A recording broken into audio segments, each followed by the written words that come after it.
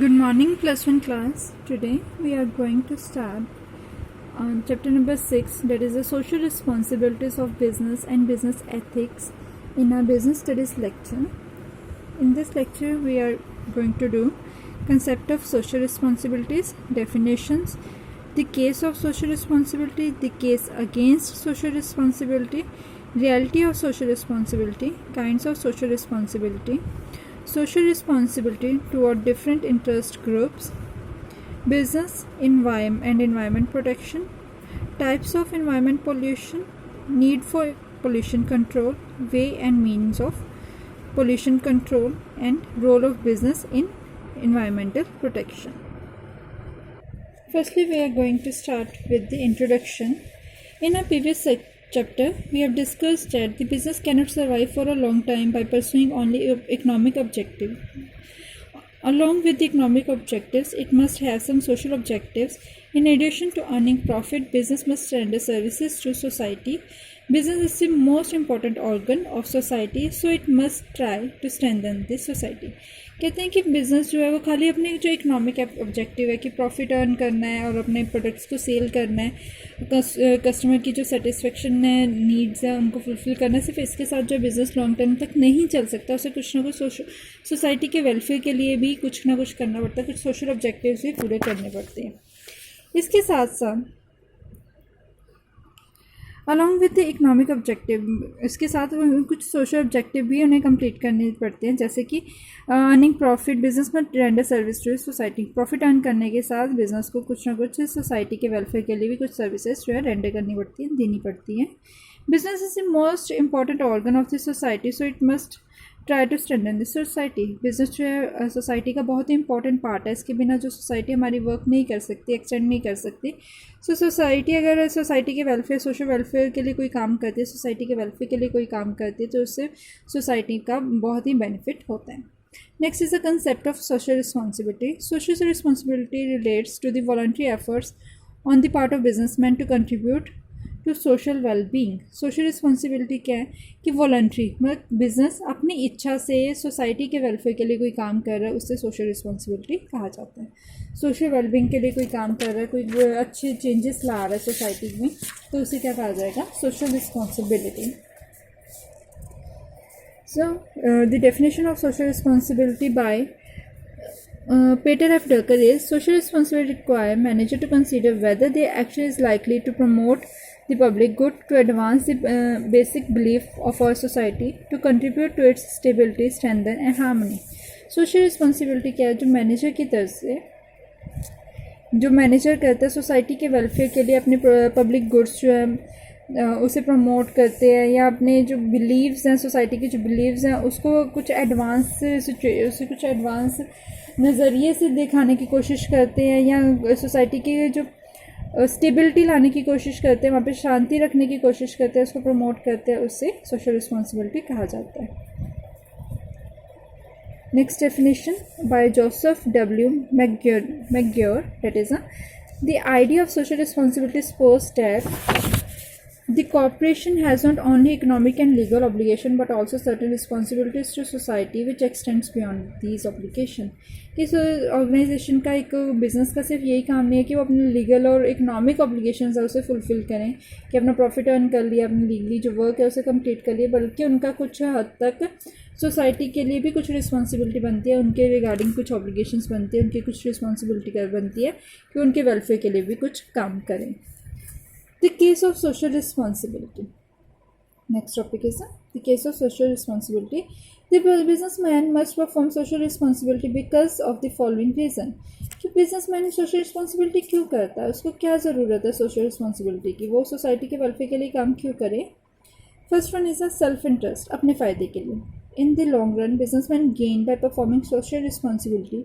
In present day environment, the expectation of public from the business has changed. कि business जो है अपने ताकि उनका बिज़नेस अच्छे लॉन्ग टर्म के लिए चल सके, लंबे समय तक चले, इसलिए वो सोशल रिस्पॉन्सिबिलिटी परफॉर्म करते हैं. और आजकल के तो वैसे ही पब्लिक का जो लोगों का नज़रिया है बिज़नेस से रिलेटेड वैसे ही चेंज हो गया हुआ है. Business is the creation of society and makes the use of resources of society, and if business fails to satisfy the valuable needs of society, then society can revoke back its resources.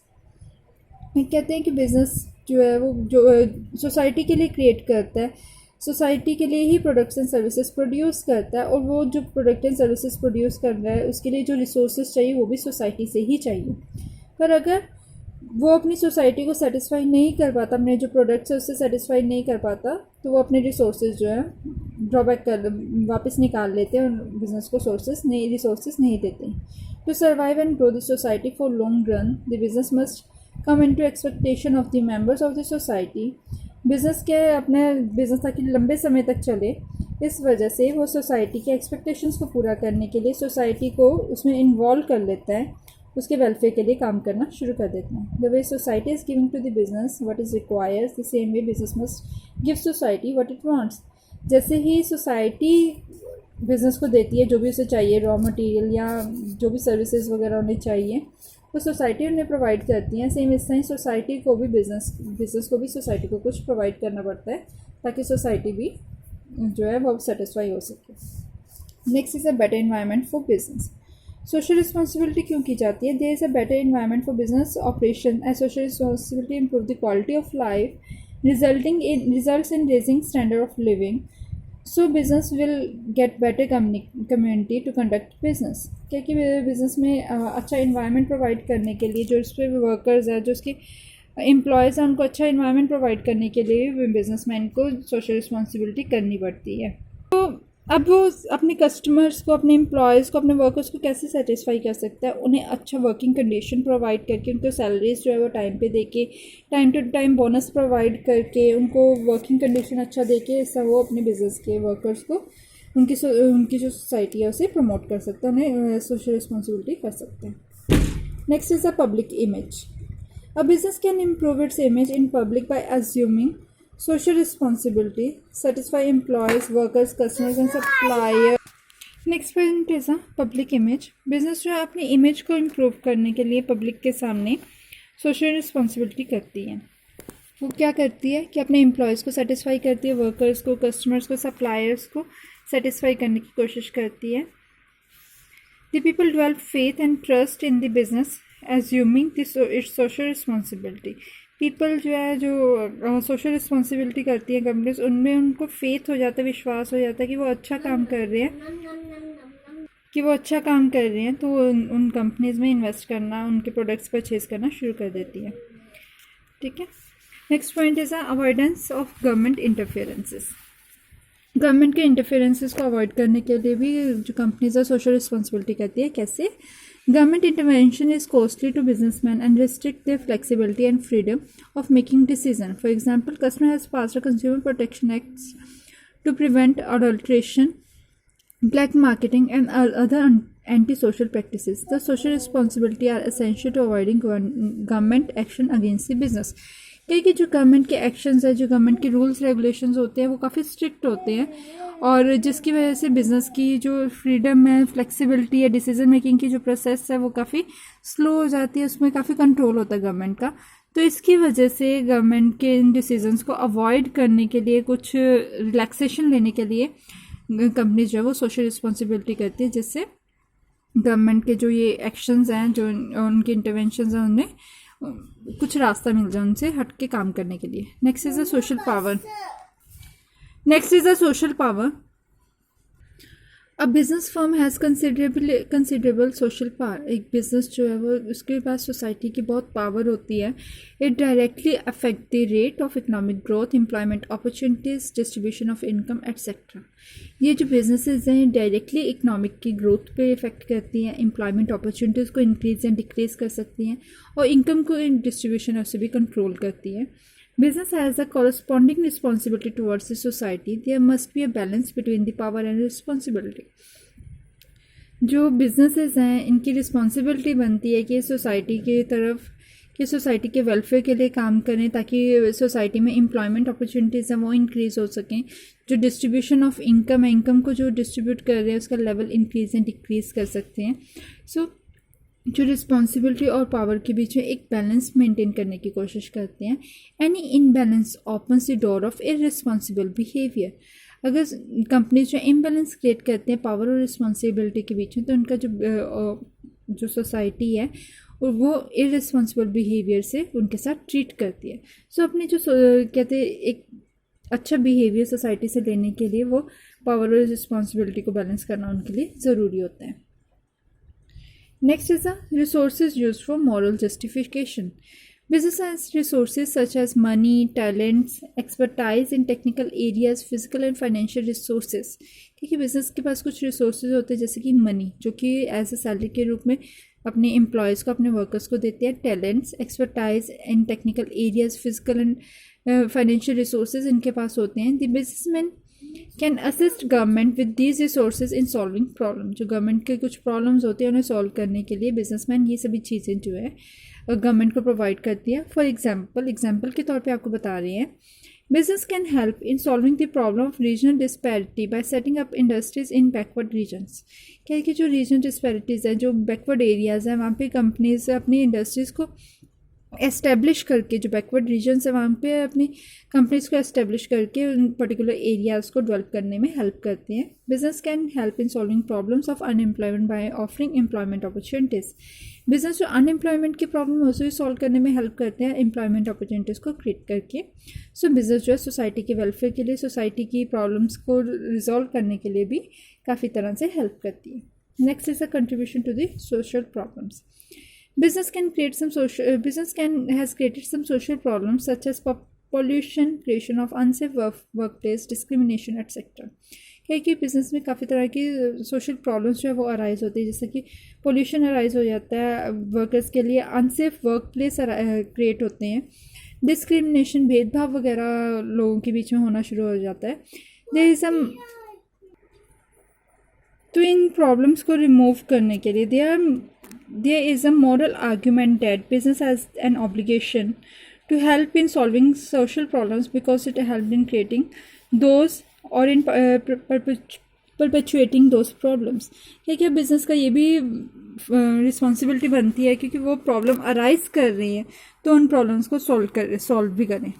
सो उन problems को solve करने के लिए, society के उन problems को solve करने के लिए बिजनेस को सोशल रिस्पॉन्सिबिलिटी करनी पड़ती है। Businessmen must take initiative to solve social problems because these are created as a result of business operation। अब बिजनेसमैन को जो ये वो सोशल प्रॉब्लम्स अराइज कर रहे हैं तो उनको सॉल्व करने के लिए भी कुछ इनिशिएटिव्स लेने पड़ते हैं, क्योंकि ये उनकी रिस्पॉन्सिबिलिटी बनती है अगर वो प्रॉब्लम अराइज करें तो उन्हें सॉल्व भी करें। Next topic is reality of social responsibility. अब सोशल रिस्पॉन्सिबिलिटी क्यों की जाती है? After learning the case for and against of social responsibility, we can conclude that business is no longer a mere economic institution, but it is also a social institution, and the businessmen are the trustees of different social groups। कह रहे कि अब हमने इसके बारे में पढ़ा कि सोशल रिस्पॉन्सिबिलिटी क्यों ज़रूरी है, तो हमें ये पता लगा है कि सोशल रिस्पॉन्सिबिलिटी सिर्फ इकोनॉमिक इंस्टीट्यूशन नहीं है जिसका मेन मोटिव सिर्फ प्रॉफिट अर्न करना होता है, बल्कि ये सोशल इंस्टीट्यूशन भी है जो कि सोसाइटी के वेलफेयर के लिए भी काम करते हैं। Although business is an economic activity, so it must have primary and basic aim of earning profit। चलो बिजनेस है, बिजनेस का मेन काम तो प्रॉफिट अर्न करना होता है, वेल्थ क्रिएट करना होता है, पर इनका सेकेंडरी मोटिव ये भी होता है कि सोसाइटी के वेलफेयर के लिए काम करे, जिससे उनकी गुडविल इंक्रीज हो, जिससे वो मार्केट में लंबे समय तक रह सकें।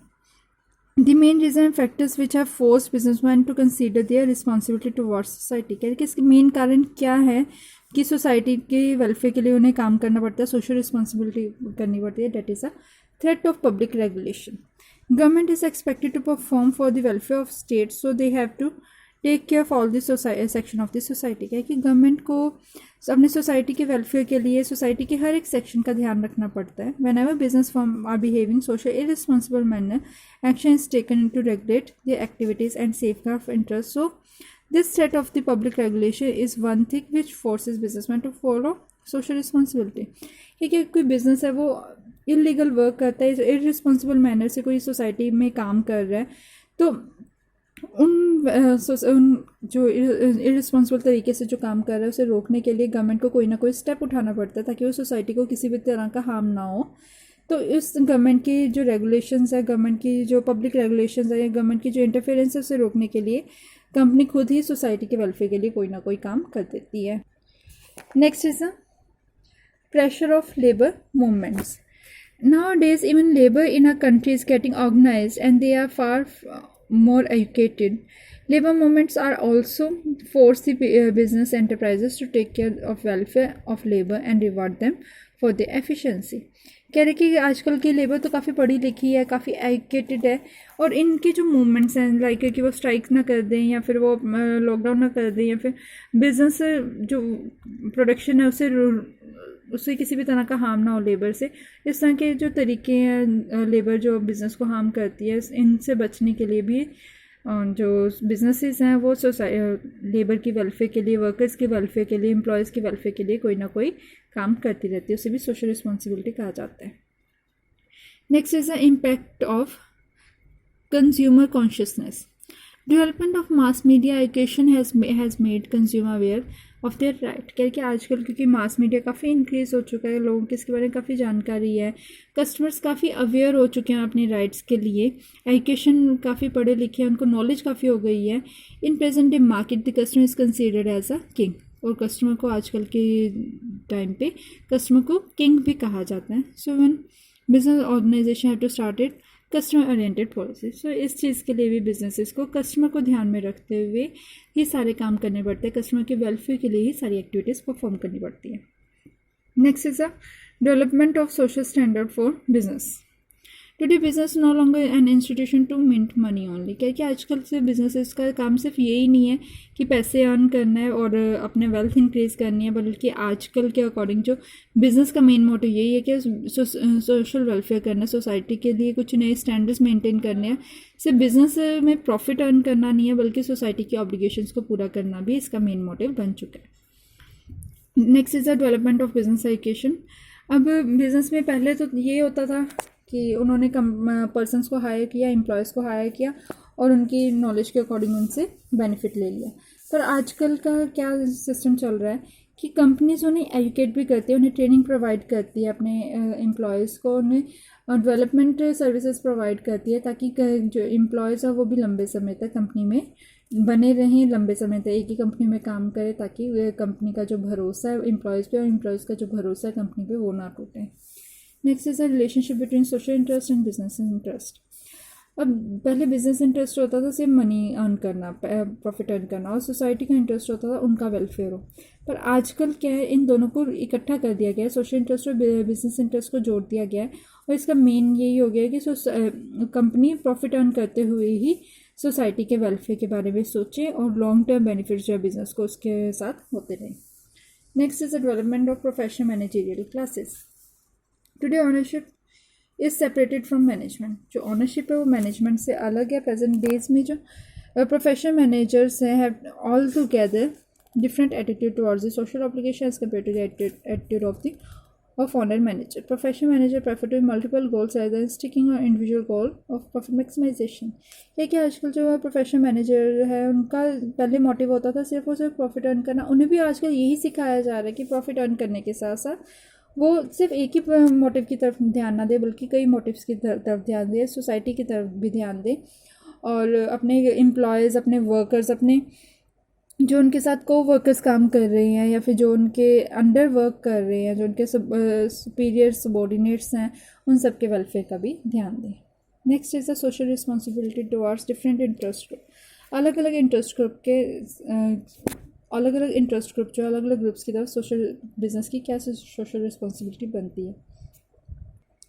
अब अलग अलग ग्रुप्स कौन से different interest groups are. Number first is consumer. Consumer की तरफ बिजनेसेस की क्या रिस्पॉन्सिबिलिटी बनती है. कंज्यूमर होते हैं जो एंड प्रोडक्ट को यूज़ करते हैं, जिसे हम कस्टमर भी कह सकते हैं. नंबर फर्स्ट इज़ कि कंज्यूमर को हम जो भी प्रोडक्ट दे रहे हैं उसकी अच्छी क्वालिटी प्रोवाइड करें, उन्हें रेगुलर सप्लाई दें, गुड्स एंड सर्विसेज की जो भी क्वालिटी उन्हें चाहिए प्रोडक्ट की, उन्हें वही प्रोडक्ट की क्वालिटी प्रोवाइड करें.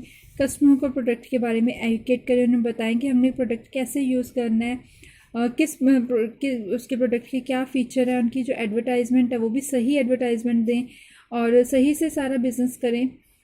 कस्टमर्स के साथ कोई इलीगल टास्क ना करें, अपने प्रोडक्ट को ज़बरदस्ती बेचने की कोशिश ना करें, बल्कि फेयर ट्रेड प्रैक्टिसेस उनके साथ यूज़ करें. जो कस्टमर की कंप्लेंट्स है, ग्रीवियंसेस है, जो उनकी वो कह रही है कि शिकायतें हैं, उन्हें भी ईज़िली और टाइम पे हैंडल करें, ताकि कस्टमर जो है वो उनकी सेटिस्फेक्शन लेवल इम्प्रूव हो सके, और जो प्रोडक्ट है उसको डिज़ाइन भी इस अकॉर्डिंग करे, डेवलप भी इस अकॉर्डिंग करे कि जो कस्टमर की नीड्स हैं उन्हें ध्यान में रखा जाए।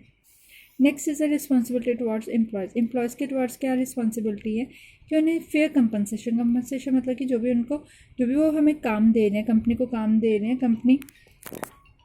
Next point is providing good and safe working conditions. जो भी हमारे एम्प्लॉयज़ हैं, वर्कर्स हैं, उन्हें अच्छा वर्किंग कंडीशन प्रोवाइड करे, good working condition, safe working condition provide करे ताकि उनके साथ किसी भी तरह की मिस हैपनिंग ना हो सके। Providing opportunities for personal growth and development. जो अपने एम्प्लॉयज़ हैं, वर्कर्स हैं, उनको अपनी ग्रोथ और डेवलपमेंट के लिए भी अपॉर्चुनिटीज़ प्रोवाइड करें। ट्रेनिंग एंड डेवलपमेंट के जो प्रोग्राम्स हैं उनके लिए करें ताकि जो वर्कर्स हैं वो कंपनी में लॉन्ग टर्म तक बने रहें और उनकी भी डेवलपमेंट ग्रोथ होती रहे।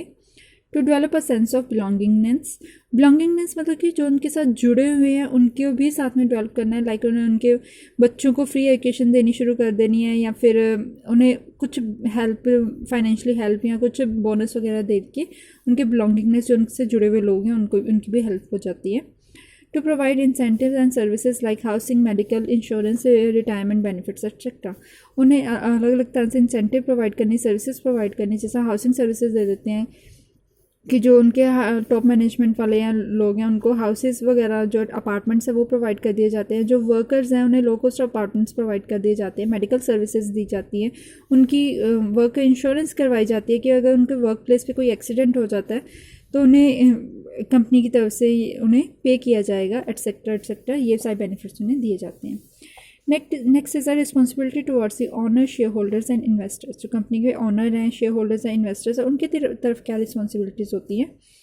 To ensure the safety of investment. जो भी उन्होंने पैसे लगाए हैं वो उनके सिक्योर है, उनको ये विश्वास दिलाना बहुत ज़रूरी है। To ensure fair and regular return on investment.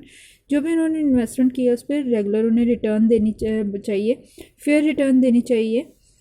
To give a complete information regarding financial position of the business की जो भी फाइनेंशियल पोजीशन है उसके बारे में उन्हें पूरी इन्फॉर्मेशन दे टाइम पे, और जो भी उनके रिसोर्सेज वो लगा रहे हैं, इन्वेस्टमेंट कर रहे हैं, पैसे लगा रहे हैं, उनको प्रॉपरली यूटिलाइज़ करना है, उससे मैक्सिमम जो रिटर्न है वो उन्हें मिलनी चाहिए। To give them opportunity to participate in the decision making. जो भी डिसीजन मेकिंग प्रोसेस है उस पर उनको पार्टिसिपेट कराना चाहिए ताकि उन्हें लगे कि हाँ भाई जहाँ पे हमने पैसे लगाए हैं, जहाँ पे हमने इन्वेस्टमेंट किया है वहाँ पे हमें कुछ मिल रहा है।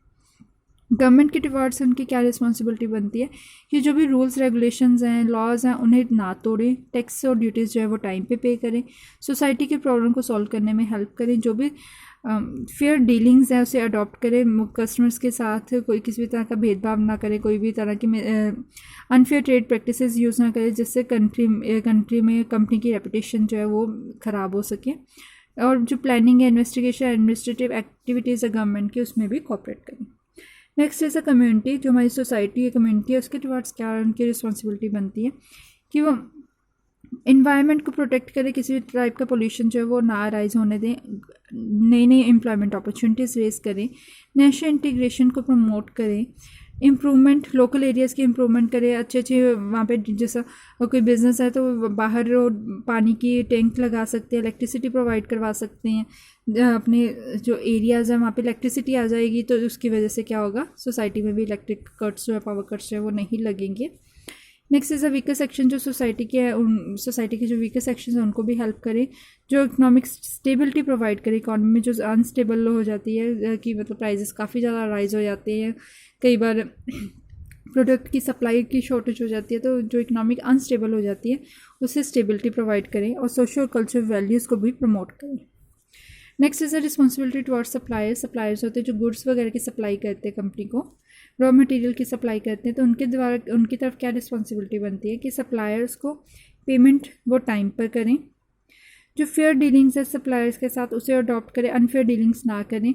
स्मॉल स्केल जो सप्लायर्स हैं उनसे उनको ऑर्डर प्लेस करें ताकि उनका जो बिज़नेस, उनका भी वर्क चलता जाए, और सप्लायर्स को क्वालिटी को इम्प्रूव करने के लिए, प्रोडक्ट्स की क्वालिटी को इम्प्रूव करने के लिए उन्हें गाइड करें, उन्हें उसके बारे में इंफॉर्मेशन प्रोवाइड कर असिस्ट करें कि उन्होंने काम कैसे करना है।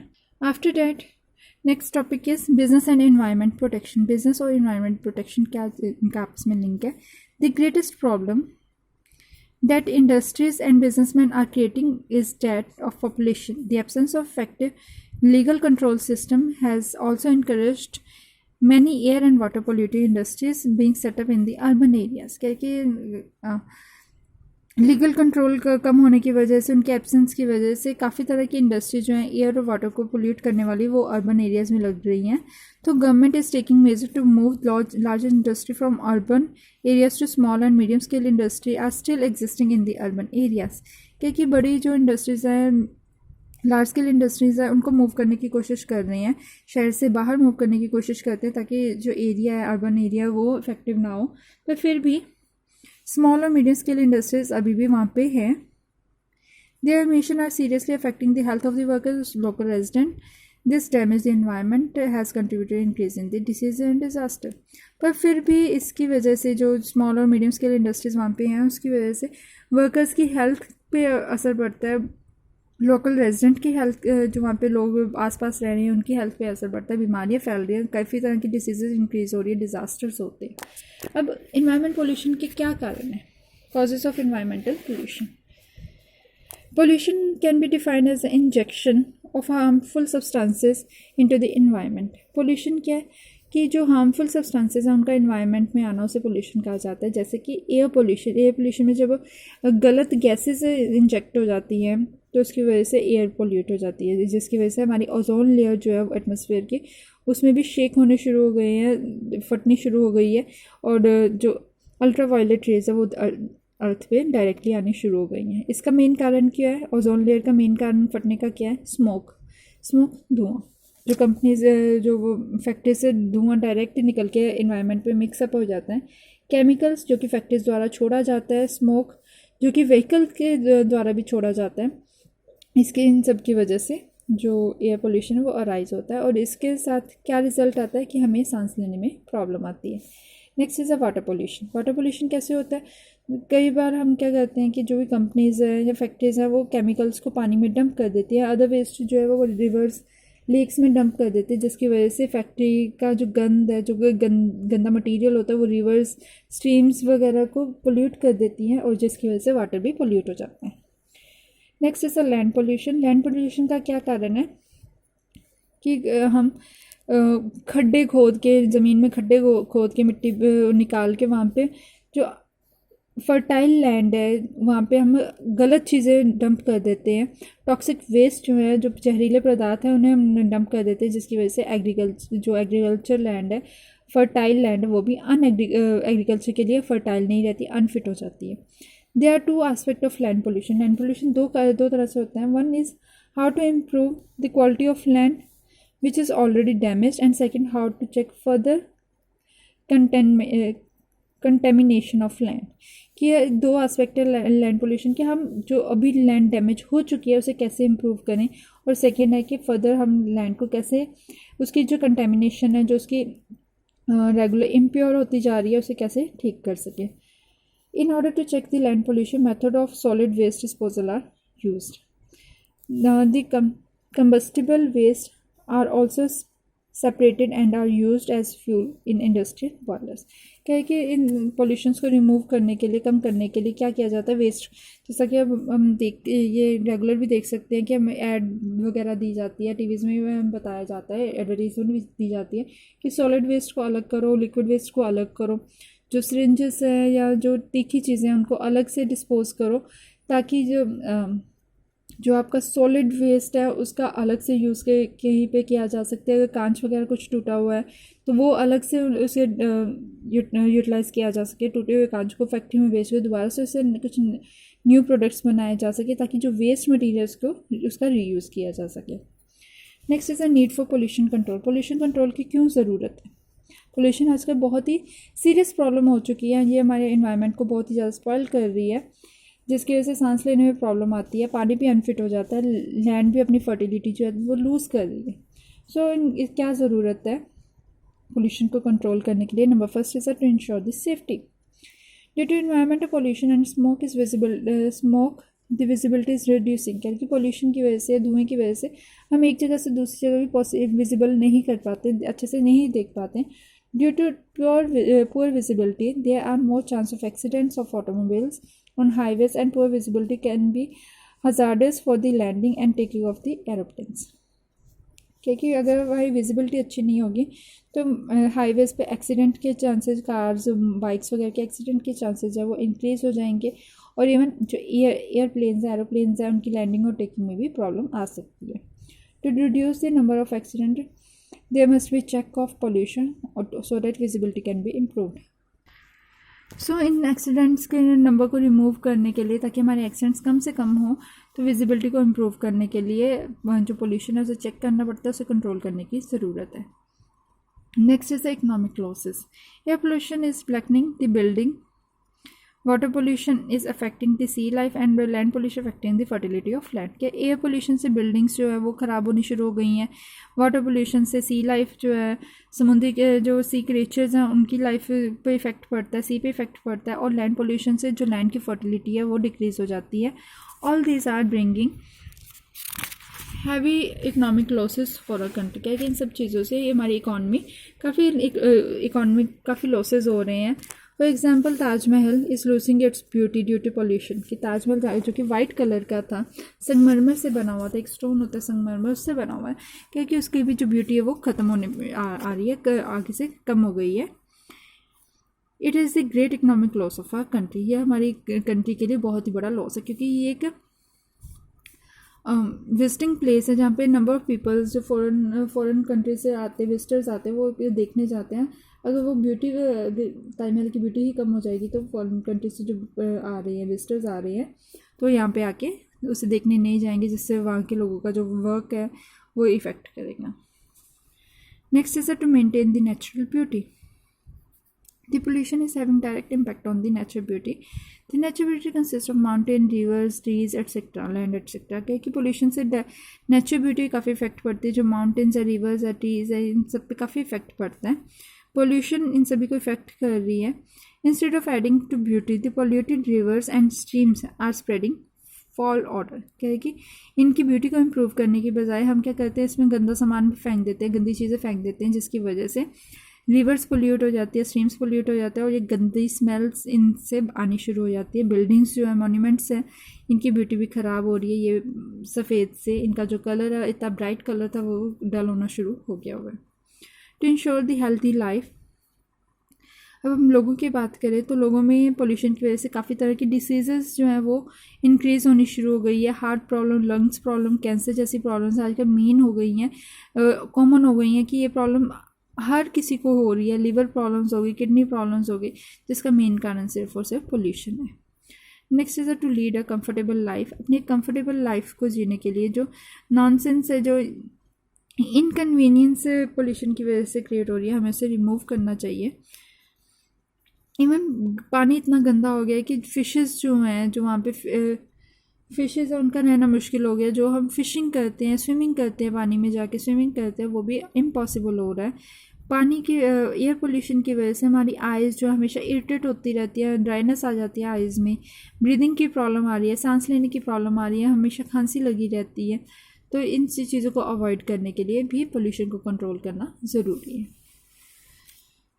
Role of business in environment protection. अब बिजनेस इन्वायरमेंट को प्रोटेक्ट करने के लिए क्या क्या काम करते हैं?